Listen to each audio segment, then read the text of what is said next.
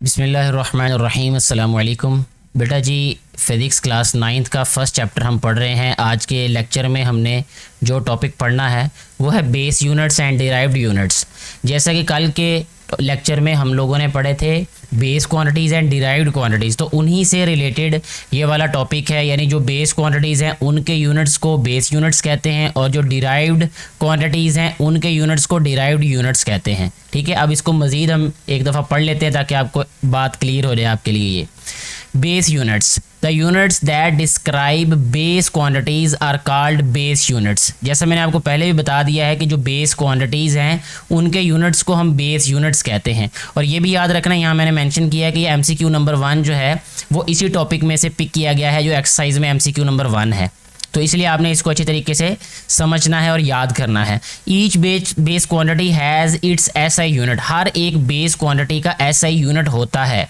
SI units के बारे में हमने पढ़ा, सिस्टम ऑफ इंटरनेशनल यूनिट्स के बारे में, इससे प्रीवियस टॉपिक में आपको ये अंदाज़ा होगा कि SI क्या होता है।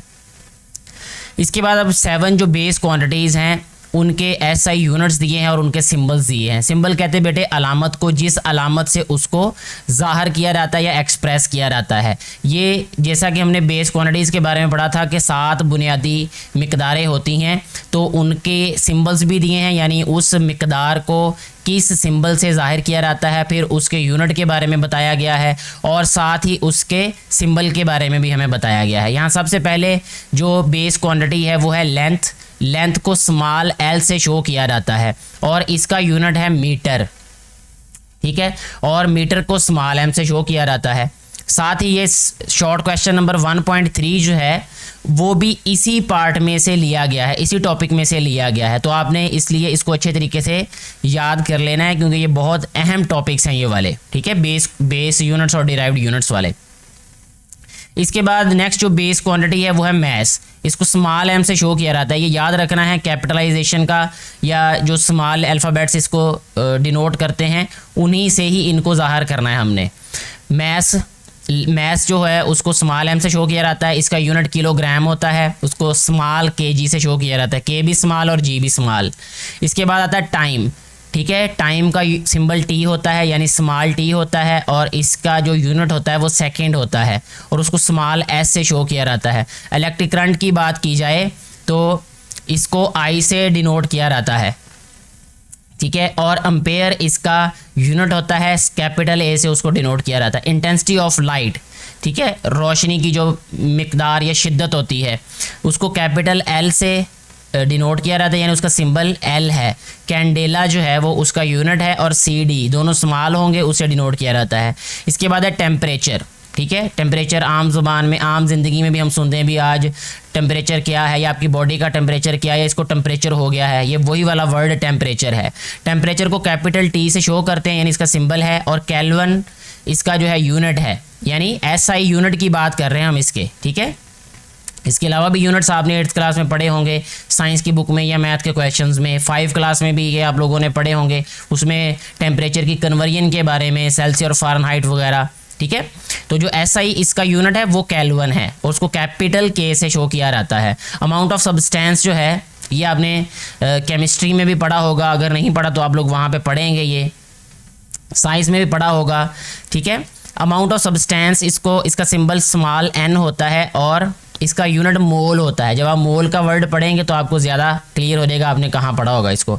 स्मॉल MOL से इसको डिनोट किया जाता है इसके यूनिट को। तो ये थे बेस यूनिट्स। ठीक है, इसी तरह अब हम बात करेंगे डिराइव्ड यूनिट्स की। ठीक है, इसमें से MCQ भी लिया गया है और एक MCQ नंबर 3 जो है ये इससे ऊपर वाले टेबल में से लिया गया है। जैसे आप लोगों को यहाँ बताया गया है, जब हम एक्सरसाइज को सॉल्व करेंगे तो तब हमारे लिए आसानी हो जाएगी अगर आपने ये रेफरेंसेस अभी जहन में रखे तो। ये MCQ नंबर 2 जो है वो डिराइव्ड यूनिट्स वाले टॉपिक में से लिया गया है, तो इसलिए इसको ध्यान से समझिएगा आप लोग।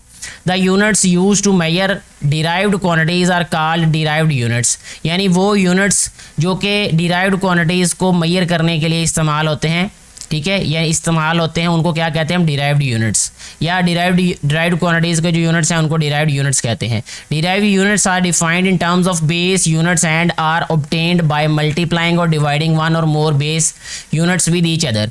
ये आपको बताया जा रहा है कि जैसे हम डिराइव्ड क्वांटिटीज़ को डिराइव करते हैं ना बेस क्वांटिटी से, ऐसे ही डिराइव्ड यूनिट्स को भी हम डिराइव करते हैं बेस यूनिट से।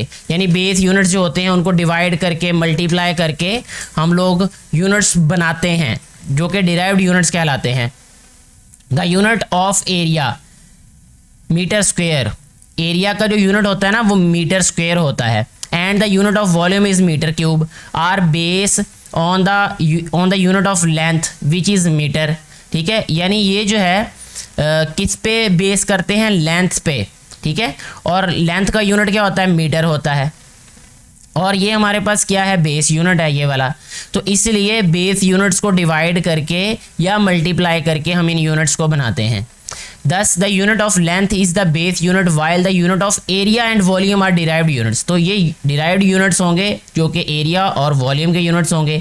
Speed is defined as distance covered in unit time, यानी जो speed होती है वो distance और unit time यानी distance और time को multiply करके हम speed यानी आप फार्मूला पढ़ेंगे भी ये नेक्स्ट चैप्टर्स में तो ज़्यादा क्लियर हो जाएगा। S is equal to VT होता है ये। Therefore its unit is metre per second, इसका यूनिट होता है metre per second. In the same way the unit of density, force, pressure, power, ये सारी की सारी डिराइव्ड क्वांटिटीज़ हैं ये जो अभी बता रहे हैं यहाँ पे।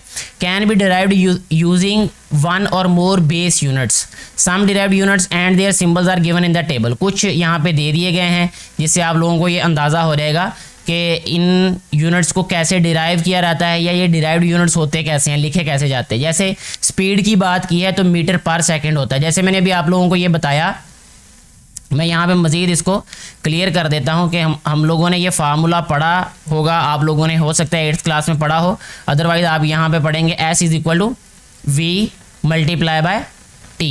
ठीक है, तो यहाँ से अगर हम V जो है वेलोसिटी है इसका यूनिट फाइंड करना चाहें तो हमें पता होगा कि जो V है वो आ जाएगा हमारे पास S/T। ठीक है, और S जो है वो डिस्टेंस है, इसका यूनिट होता है मीटर, और T जो है ये टाइम है, टाइम का यूनिट होता है सेकंड। जब हम इसको सेकंड को ऊपर लेके जाएंगे तो ये हो जाएगा मीटर पर सेकंड। ठीक है, यानी ये पावर इसकी 1 है तो ऊपर जाके मीटर पर सेकंड हो जाएगी। ठीक है, तो ये वेलोसिटी का यूनिट बन गया मीटर पर सेकंड। अगर हम देखें यहाँ पे भी उन्होंने यही यूनिट लिखा हुआ है, ये देखें ये है मीटर पर सेकंड। एक्सेलरेशन की बात की जाए तो वो है स्मॉल ए से शो किया जाता है मीटर पर सेकंड, या इसको पढ़ सकते हैं मीटर पर सेकंड स्क्वायर। अब एक्सेलरेशन क्या होता है, rate of change of velocity with respect to time. ठीक है, अगर हम इसको लिखना चाहें तो हम इसको ऐसे लिख दें यहाँ पे, ये देखें एक्सेलरेशन जो है इसको हम लिख सकते हैं V/T, rate of change of velocity with respect to time is called acceleration. तो जब हम इसका यूनिट डिराइव करेंगे, V का यूनिट क्या होता है, वेलोसिटी का यूनिट हमने लिखा है अभी विच इज़ मीटर पर सेकंड, यहाँ पे हम लिखेंगे मीटर पर सेकंड अपॉन, ये फिर टाइम आ गया, टाइम का यूनिट होता है सेकंड। ठीक है बेटे, तो ये आ जाएगा मीटर पर सेकंड और मल्टीप्लाई बाय ये सेकंड ऊपर जाके क्या हो जाएगा, फिर पर सेकंड हो जाएगा, यानी मीटर पर सेकंड आ गया। इसको जब हम मज़ीद सिंप्लीफाई करके लिखेंगे तो ये आ जाएगा मीटर पर सेकंड स्क्वायर। तो इस तरह एक्सेलरेशन का यूनिट जो है वो हमने डिराइव कर लिया ये। ठीक है, यानी ये जो है हमारे पास मीटर और सेकंड ये बेस यूनिट्स हैं, ये इन्हीं से हमने फिर यूनिट बनाए, वो डिराइव्ड यूनिट्स होंगे। इसके बाद है वॉल्यूम की बात की जा रही। वॉल्यूम होता है क्यूबिक मीटर। ठीक है, लेंथ, विड्थ और हाइट इनको मल्टीप्लाई करें, लेंथ का यूनिट भी मीटर, विड्थ का भी और हाइट का भी, तो ये मीटर क्यूब हो जाएगा ये। फोर्स की बात की जाए तो इसका यूनिट जो है वो न्यूटन होता है, ये है किलोग्राम मीटर पर सेकंड स्क्वायर। ठीक है, ये हम लोग नेक्स्ट चैप्टर्स में पढ़ेंगे भी और इसको डिराइव भी करेंगे कि ये कैसे डिराइव हुआ ये फार्मूला। तो अभी मैं इसको जस्ट ऐसे बता देता हूँ कि यही वाला फार्मूला इसका आप लोगों ने याद कर लेना है कि न्यूटन होता है, और जो न्यूटन है वो किलोग्राम मीटर पर सेकंड स्क्वायर होता है ये। ठीक है, यानी कि न्यूटन जो है वो फोर्स होती है जो 1 किलोग्राम वाले वेट में 1 मीटर पर सेकंड का जो है वो एक्सेलरेशन पैदा करे, उसको 1 न्यूटन फोर्स कहते हैं। ये नेक्स्ट चैप्टर्स में हम पढ़ेंगे भी। अभी फिलहाल आपने फोर्स का यूनिट याद रखना है कि न्यूटन होता है, और न्यूटन जो है वो किलोग्राम मीटर पर सेकंड स्क्वायर की फॉर्म, पर सेकंड फॉर्म में भी लिखा जा सकता है, या किलोग्राम मीटर पर सेकंड स्क्वायर भी हम इसको कह सकते हैं। इसी तरह प्रेशर होता है force per unit area, force per unit area की बात करें तो यहाँ पे हमारे पास इसको पास्कल भी कह सकते हैं और न्यूटन पर मीटर स्क्वायर भी कह सकते हैं। जब इसको सिंप्लीफाई करेंगे तो ये न्यूटन पर मीटर स्क्वायर ही बन जाएगा। ये डेंसिटी है किलोग्राम पर क्यूबिक मीटर, ठीक है। तो ये आ जाएगा किलोग्राम पर मीटर क्यूब। जो 3 पावर होती है उसको क्यूब बोलते हैं। जैसे आपने फार्मूला भी पढ़ा होगा 8th क्लास में भी कि 3 पावर जो होती है उसको क्यूब बोलते हैं हम लोग। इसके बाद है चार्ज, इसको कैपिटल क्यू से शो करते हैं और कूलम इसका यूनिट होता है और उसको कैपिटल सी से या AS से शो किया जाता है। इस तरीके से हमारा आज का जो टॉपिक है वो कंप्लीट हो जाता है, जिसमें हमने बेस यूनिट्स और डिराइव्ड यूनिट्स के बारे में पढ़ा। आप लोगों ने इस टॉपिक को अच्छे तरीके से समझना है और याद करना है। इसमें से ऑब्जेक्टिव भी और सब्जेक्टिव पोर्शन जो है वो लिया जा सकता है। खास तौर पर ऑब्जेक्टिव पॉइंट ऑफ व्यू से ये इंपॉर्टेंट है, क्योंकि इसमें से बहुत सारा जो है वो ऑब्जेक्टिव पोर्शन जो है वो पिक किया जा सकता है। मुझे उम्मीद है कि ये सारी बातें आप लोगों को समझ आ चुकी होंगी। फिर भी किसी कन्फ्यूजन की सूरत में आप नीचे कमेंट करके पूछ सकते हैं। कोशिश की जाएगी कि एज सुन एज पॉसिबल आपकी कन्फ्यूजन को दूर किया जाए। Thank you very much.